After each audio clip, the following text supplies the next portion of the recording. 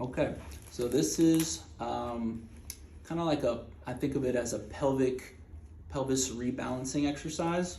It's call it squeeze press and press squeeze.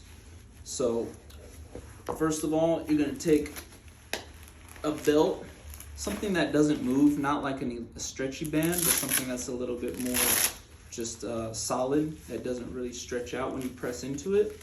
And you're gonna get a yoga block or something about 6 inches, maybe like a foam roller or something like that. Even a tissue box might be able to work.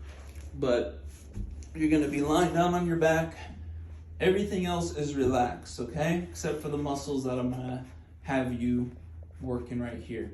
So the goal with this is to, first of all, you put the strap about 6, so that your knees are about 6 inches apart, okay? And then what I'm gonna try to do is I'm gonna try to press into this strap and squeeze this block at the same time without any delay in between. Couple key notes to remember is probably at first one is going to go and then the other, which is okay. Probably you're either going to squeeze the block first and then push out, or push out and then squeeze the block. But over time, you're going to get better at doing that motion in sync, okay? And imagine if this strap wasn't there, my hips would be doing this motion. But since I got the strap there and the block there, it's kind of just working the muscles that do that motion, but working them in like isometrically, okay? And then we're getting muscles to work. You'll feel this kind of in muscles of your hip and pelvis that you might not have felt before. And the key is to feel everything else relax. I also don't want you to be like doing this with your pelvis while you're doing this, or like tightening up your abs while you're doing this. Everything else should remain relaxed while you do the motion. Now, another thing with the feet, I don't want you to invert the feet like that in order to squeeze the block. That's not the motion. The motion is the feet should literally be sliding together like that. But I'm not going to be putting the feet out every time and sliding them back in. I'm just kind of sliding them together right here and relax.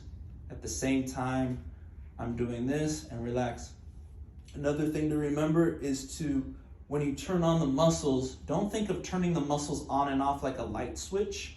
I want you to think of turning like not like this, like that. I want you to think of turning the muscles on like a volume dial and just kind of turning up the volume on them and then turning it back down. Not even going full blast. You should probably only do like 50% of what you can actually do.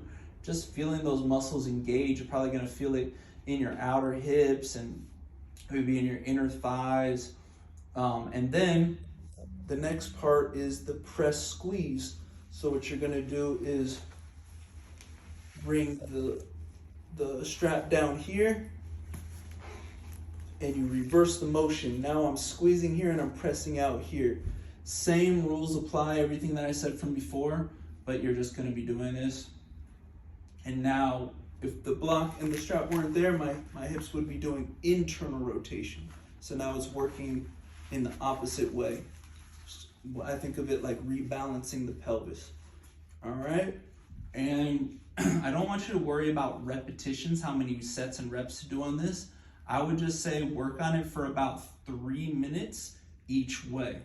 Okay? That way you're not like trying to just get through the reps, but each rep will be quality if you just think about doing it for time. Notice how my feet, they should be staying flat on there, not rolling out when I push them out. And that is the press squeeze and the squeeze press.